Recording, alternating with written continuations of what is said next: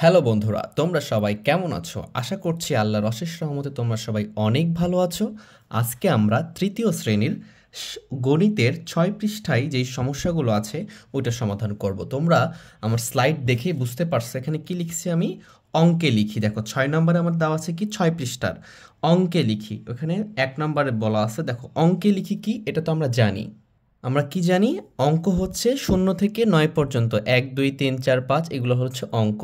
তাহলে আমাদের এই যে লেখা আছে এখানে ৯,৯৯০, এটা কি কিসে লেখা আছে? এটা কথায় লেখা আছে। তাহলে কথায় লেখা থাকলে এটাকে কি করতে হবে? অঙ্কে লিখতে হবে। তাহলে তো আমরা এটা অঙ্কে লিখব।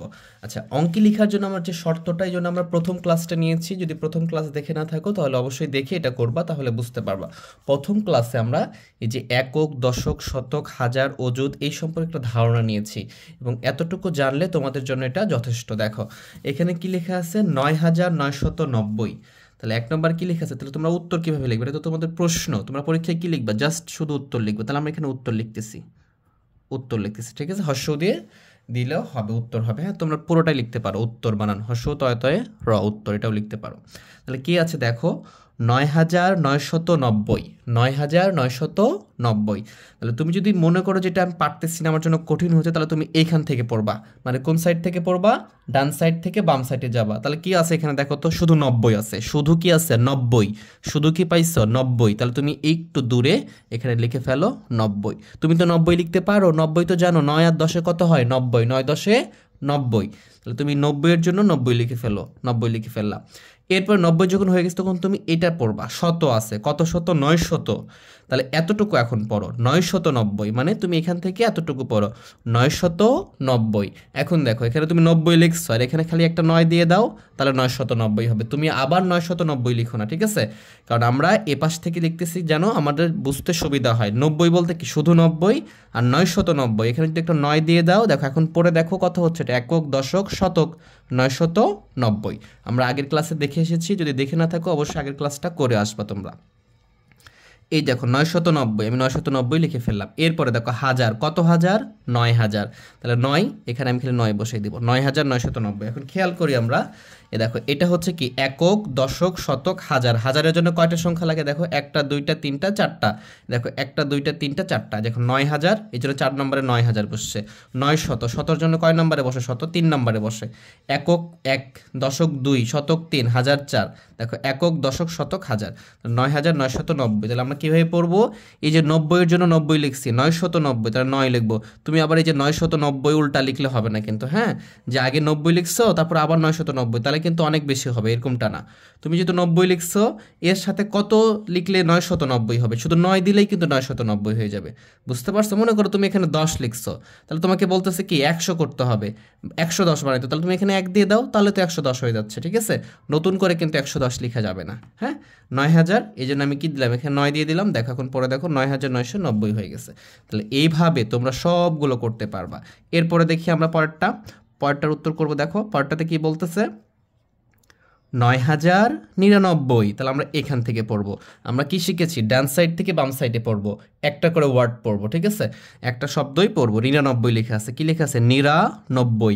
আমি কি জানি? লিখে ফেলবো, ওটা পড়বো আর লিখবো। ৯ ১০ ৯ ৯৯, এটা তো আমি জানি। ৯,০৯৯। তাহলে কি এখানে ৯ দিয়ে দিব? দেখো এখানে যদি 9 দিয়ে দিই তাহলে কি ৯,০০০ হবে? বলো। এই যে ৯,০০০ কোথায় থাকে? একক, দশক, শতক, হাজার, ৪ নম্বরে থাকে ৯,০০০। তাহলে এখানে একক আর দশক হয়েছে ৯৯, কিন্তু শতকে তো কিচ্ছু নাই। এখানে ৯শত ছিল, তাহলে যদি কিছু না থাকে তাহলে এখানে ০ দিবা, বুঝছো? আর এখানে 9 দিবা। দেখো এখন তুমি পড়ো একক, দশক, শতক, হাজার। এটা কিন্তু ভালো করে জানতে হবে। একক, দশক, শতক, হাজার। তাহলে কি ৯,০৯৯ হয়েছে। শতকের ঘরে যদি কিছু না থাকে, কোনো ঘরে যদি কিছু না থাকে, সেই ঘরে কি বসাবো আমরা? ০ বসিয়ে পরের ঘরে চলে যাব। এইভাবে আমরা এগুলো করবো। এরপরে কি লেখা আছে? দেখো ১০,০০০। তাহলে এটা উত্তর দিই আমরা। এটার উত্তর করতেছি, হ্যাঁ? তোমরা পরীক্ষায় শুধু উত্তর লিখবা, হ্যাঁ? তাহলেই হবে। যেহেতু আমার কাছে বই নাই, যে আমি উঠিয়ে নিচ্ছি আগে। তাহলে এটা বলছে ১০,০০০ অঙ্কে লিখো। তাহলে ১০,০০০ কীভাবে লিখবা? দেখো তুমি যদি এ পাশ থেকে আসো, ১০,০০০ ডিরেক্টলি দিছে, তাহলেও হবে, এ পাশ থেকে গেলেও হবে। মনে করো তুমি এখানে এ পাশ থেকে যাচ্ছ, মনে করো এখানে কি লিখছো? ১ লিখছো, এরপরে একটা ০ দিছো, তাহলে কত হয়েছে বলো তো? ১০ হয়েছে। আরেকটা শূন্য দিছো, তাহলে কত হয়েছে বলো তো? এতটুকু কত? এখন এখন দেখে বলো। 100, অবশ্যই বলো, আমার সাথে সাথে বলো, জোরে বলো। 100 কত হয়েছে এখানে? 100। এর সাথে আরেকটা শূন্য দিয়ে দাও, তাহলে কত হয়েছে বলো, জোরে বলো, আবার বলতে হবে কিন্তু, না বললে হবে না, আমার সাথে সাথে বলো, ঠিক আছে? তাহলে কত হয়েছে এখানে দেখো? 1000। কত হয়েছে? 1000। এরপরে দেখো আরেকটা শূন্য দাও, তাহলে কত বলবো এখন দেখো তো? 10,000। কত বলবা? 10,000। এই যে আমাদের 10,000ই বলছে। তাহলে একক, দশক, শতক, হাজার, অযুত। অযুতটা কি কোথায় লাগে? অযুতে হাজারের ঘরে কি অযুত, আর এই হাজার আর অযুতের ঘরকে কি বলা হয়? হাজার বলা হয়। বাকিগুলো তোমাদের লাগবে না এখন, এটা 4 5 লাগবে, ঠিক আছে? এটা বাদ। তাহলে এইভাবে আমরা করবো, বুঝতে পারছো? দেখো কি করলাম, প্রথমে 1 লিখলাম, একটা শূন্য দিছি, 10 হয়েছে, আরেকটা শূন্য দিছি 100 হয়েছে, আরেকটা শূন্য দিছি 1000, আরেকটা শূন্য দিলাম 10,000। খুবই ইজি, খুবই ইজি, পারবো আমরা 10,000 করতে। এবারে দেখো আমরা উত্তর এটা করতেছি 10,010। তাহলে আমি যদি আমি এ পাশ থেকেও আসি, 10 লিখলাম, একই ব্যাপার, কোনো সমস্যা নাই, ঠিক আছে? 10 লিখলাম। এরপরে দেখো 10,000, 10,000-এর জন্য কয়টা সংখ্যা লাগে? দেখো 5টা লাগে। আর অযুতের ঘরে 10,000 বসে, তাহলে কি দেখো একক, দশক বসছে, কিন্তু শতকের ঘরে কিছু আছে? নাই, শূন্য। হাজারের ঘরে কিছু নাই, শূন্য। এই যে শতকের ঘরে 1 লিখে শূন্য। তুমি যদি মনে করো যে আমি এখানে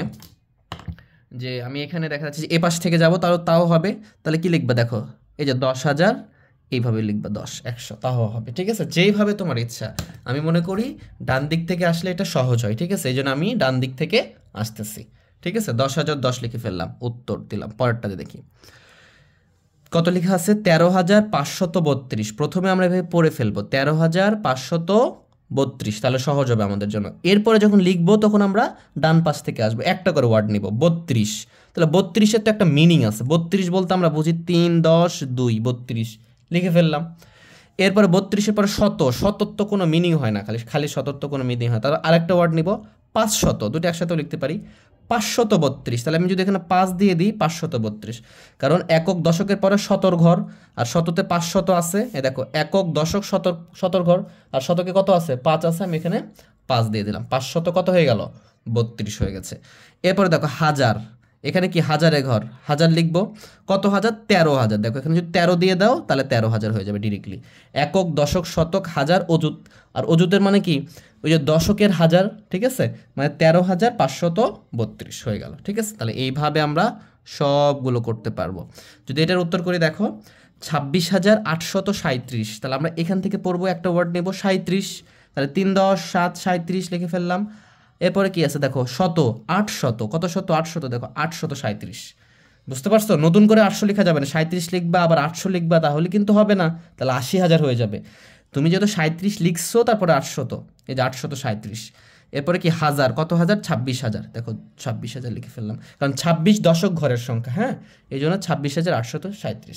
এখন যদি মনে করো যে আমরা এ পাশ থেকে লিখবো প্রত্যেকটা, আমি এ পাশ থেকে শিখিয়েছি, লিখতে পারো, কোনো সমস্যা নেই, এ পাশ থেকে লিখলেও হবে। আমি মনে করি যে ডান পাশ থেকে লেখাটা সহজ, এভাবে একটা একটা করে পড়াটা সহজ। আশা করি বিষয়টা তোমরা বুঝতে পারছো। চলো এবারে আমরা পড়ি ও কথায় লিখি। এবারে কথায় লিখি আমরা, চলো পড়ি ও কথায় লিখি। 1 নম্বরে কি লেখা আছে দেখো? 1 1 2 3 8, এটা লেখা আছে। তাহলে আমরা যদি এই পাশ থেকে পড়ি, একক, দশক, শতক, হাজার, অযুত, তার মানে কি এখানে কত আছে?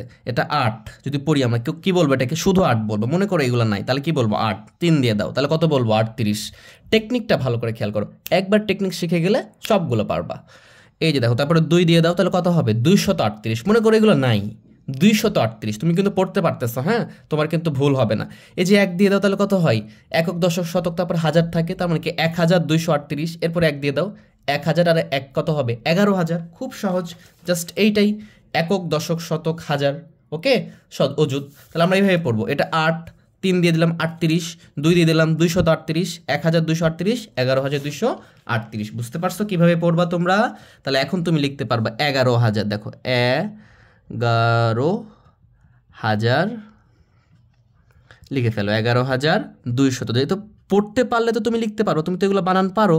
238, এই তো আমাদের হয়ে গেল। কথা বুঝতে পারছো? আশা করি বিষয়টা তোমরা বুঝছো। তাহলে এইভাবে ইজিলি, খুবই ইজি আমরা পারবো। যদি ক্লাসগুলো ভালো লেগে থাকে তোমাদেরকে, অবশ্যই চ্যানেলকে কিন্তু সাবস্ক্রাইব করবা।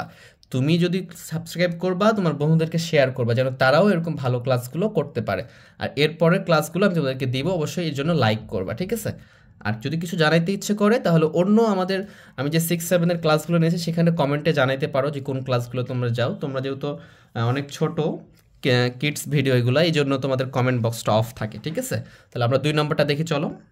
2 নম্বরে কি লেখা আছে দেখো, 2 নম্বরে লেখা আছে যে 1 7 8 0 5। কীভাবে পড়বো দেখো, 5 শূন্য দিলাম, 5ই থাকে, এই যে 8 দিয়ে দিলাম, তাহলে কত হবে 805।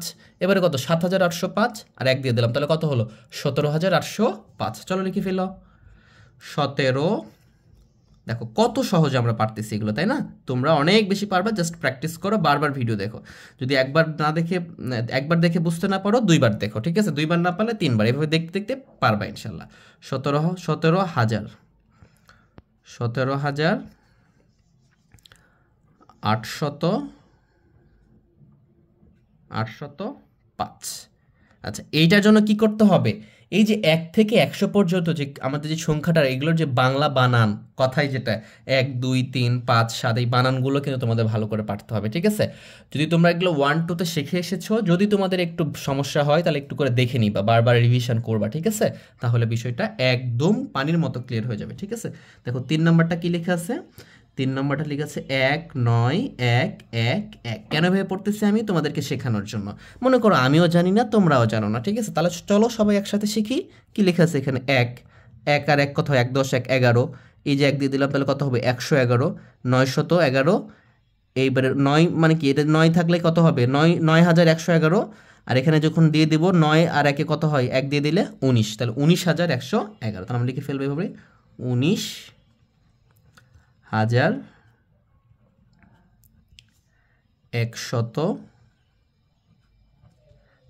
আচ্ছা, এখন প্রশ্ন করতে পারো যে স্যার আপনি তো বানান ভুল লিখছেন, এখানে দৈর্ঘ্যও হবে, কিন্তু না, নতুন বাংলা একাডেমির নিয়মে এই যে বানানে আমাদের হর্ষও দিতে হবে এখন, ঠিক আছে? তোমরা হর্ষও দিবা। তোমাদের টিচার যদি বলে, টিচারকেও বলবা যে আমার ইউটিউবের স্যার বলছে যে নতুন বাংলা বাংলা একাডেমি থেকে দৈর্ঘ্য না দিয়ে হর্ষ দিতে বলছে, ঠিক আছে? তাহলে এইভাবে দিবা। আমরা যখন ক্রমবাচক শিখবো, ক্রমবাচককে দৈর্ঘ্যও দিব, ঠিক আছে? আমরা দেখবো এটাও।